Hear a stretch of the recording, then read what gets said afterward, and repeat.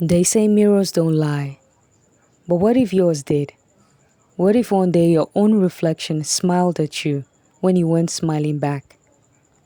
This is the story of a girl named Ezia and the dark secret that wanted to change her life forever. In the quiet village of Umuahia, life moved gently. The mornings were filled with the sound of clutching chickens, the laughter of children playing in red sand, and the smell of fresh yam cooking on firewood stoves. It was a place where everyone knew each other, and nothing strange ever happened until the mirrors came. Amaya was one of the most respected women in the village. Strong, kind, and always busy. She sold rice, tomato, pepper, and all kinds of food in the market. Her hands were always full, but so was her heart. People loved buying from her because she smiled even when she was tired. Her husband, Baba Ezia, was a quiet man who owned a farm. He grew yam, maize, okra, and vegetable that fed their family and others in the village. Together, they were known as honest, hard-working people, but their real treasure was in their twin daughters, Ezia and Ego. Ezia was the older twin, loud and stubborn. She liked to do things her way, even if it meant breaking rules. Ego, the younger twin, was calm, quiet, and always helpful. She mostly stayed with her mother at the shop and behaved well. One day, the twins started fighting over a small mirror. Ezia wanted to use it first, but Ego said she had it already. They shouted, pulled, and before anyone could stop them, the mirror fell and shattered on the floor. Mama Ezia ran in. Again? You two fight like goats. She was tired of settling their fight. She looked at Ezia, knowing she started the fight, and sieged deeply. Don't worry, Mama Ezia said. When I come back from the market, I will buy you a new one. No more fighting. Later that day, as Mama Ezia was sitting in her shop, she saw a very old woman walking by. The woman wore a torn wrapper and carried a basket full of shiny mirrors. Mama Ezia called out, "How much for the mirror, Mama?" The old woman looked at her with strange, quiet eyes. She didn't smile. She pointed to two mirrors, one pink, the other blue. "These are for your daughters," she said. Her voice was dry like wind. Mama Ezia paid for the two mirrors, but when she looked up again, the woman had vanished. No footstep, no sound. She was just gone. That night, Mama Ezia gave the pink mirror to Ezia and the blue one to Ego. The twins were happy. But something strange happened that night. Ezia was sleeping when she heard someone whispered her name. Ezia. The voice was soft, gentle. She opened her eyes and sat up. "Who is calling me?" she whispered. She walked to the sitting room. It was dark. The wind outside made the windows shake. She checked her parents, but they were both fast asleep. Then she saw it. The pink mirror was glowing. It was facing her. In the mirror, her reflection was smiling, but in a scary way. The reflection blinked slowly and said, Do you want to be better than Ego? I can help you." Ezia's heart beats fast. "Who are you?" I am the better version of you, the mirror said. "I can make you powerful." From that night, Ezia changed. She became smarter, faster, and stronger. She answered questions before anyone asked. She helped her mother in ways she never had before. People in the market said, Ezia is acting strange. Ego noticed something too. Something is wrong with Ezia.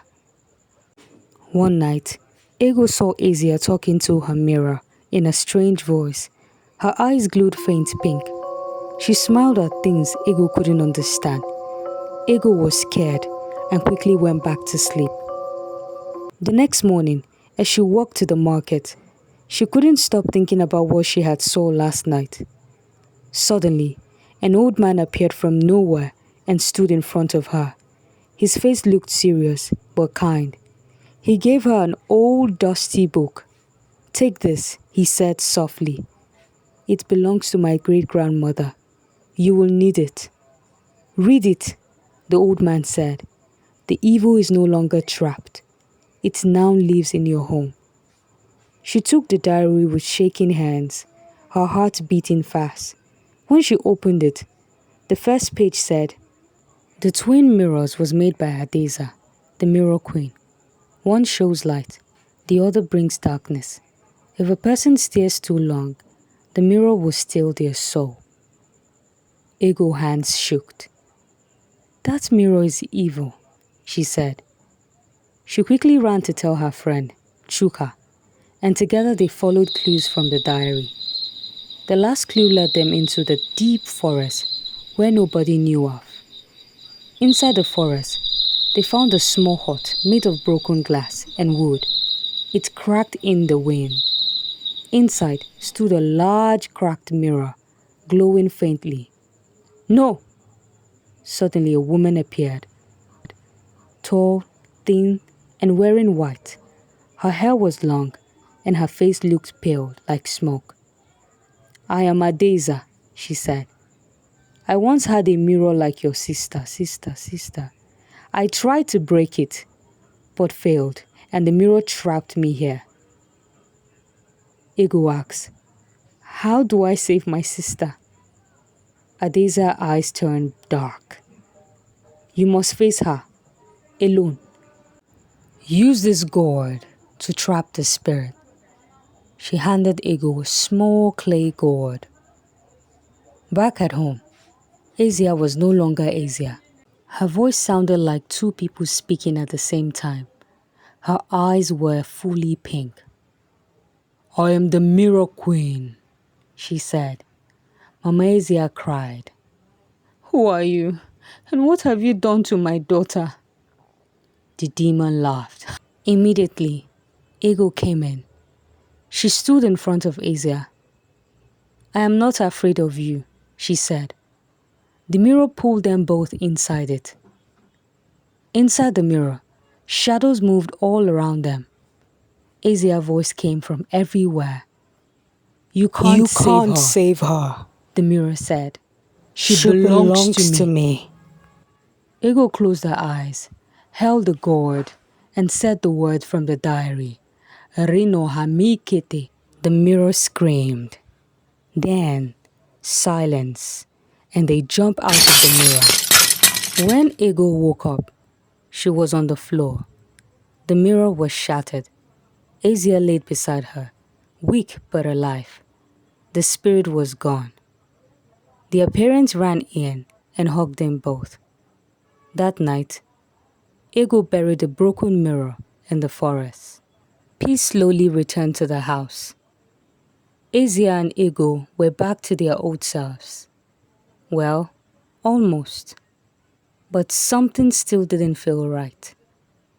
Ezia often woke up from strange dreams. In those dreams, she saw herself standing in a dark room full of mirrors. All the mirrors had her face, but the reflections didn't smile. They stared. Sometimes they cried. Other times they whispered her name. Her name. One morning, while helping her father on the farm, Ezia fainted. "Chineke, Ezia!" her father shouted and ran to her. When she opened her eyes, she was sweating. She looked around, confused. Where am I?" she asked. "You are on the farm," her father said, wiping her face. "You passed out." When they got home, her mother made her to rest. Ego sat beside her and held her hand. "I think something from the mirror followed us out," Ezia whispered. Ego looked around the room. "You mean like a spirit?" Ezia nodded. "Or a shadow." That night, as the family slept, something strange happened. The blue mirror, the one Ego had, began to glow. At first, It was soft, then brighter. Ego opened her eyes and gasped. The reflection in the mirror was not hers. It was Ezia. Ego whispered. The reflection said, You think you can get rid of me? The mirror shook. The reflection continued. The real cause is alive. Before Ego could scream, the mirror cracked. A line ran down the middle like a spider web. The glowing stopped. Everything went quiet. Ego told Ezia what she saw. Ezia, I don't think we ended it. Ego said, I think we just woke it up. They didn't tell their parent. Not yet.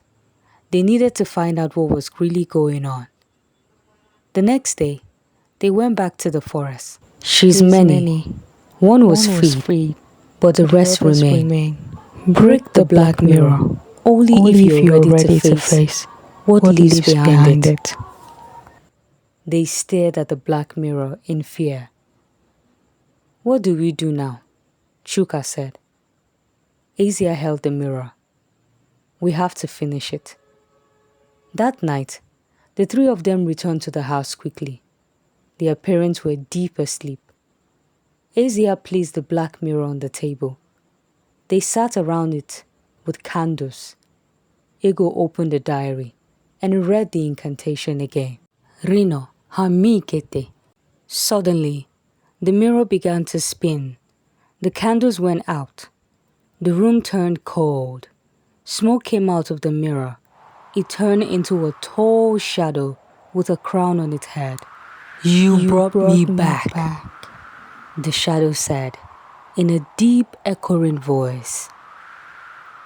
The girls went back away. I am the true Mirror Queen. The others were only pieces of me. She turned to Ezia. You tasted my power. You liked it. No, Ezia shouted. You lied to me. But you let me in. The shadow replied. Then she turned to Ego. And you, little warrior, you tried to stop me. Ego stepped forward. We will stop you again. The Mirror Queen laughed. The sound shook the walls. Then enter the mirror realm, if you dare. The black mirror grew larger and larger until it became a doorway. Without thinking, Ezia grabbed Ego's hand and said, Let's go. Chuka followed them behind. They stepped into the mirror. Inside the wall was upside down. The sky was grey, with trees everywhere. Then they heard voices, thousands of whispers. All around them were broken mirrors. Each one showed a different version of Ezia, some smiling, some angry, some trapped and screaming. This is the mirror world, Ego whispered. Suddenly, the Mirror Queen appeared before them. She was taller now, with a dress made of shadows. Her eyes glowed red. You want to be free, she said. Then break me. Then Ego remembered in the last part of the diary, it said, To kill the Queen Mirror, you have to use her own hammer to break the black mirror.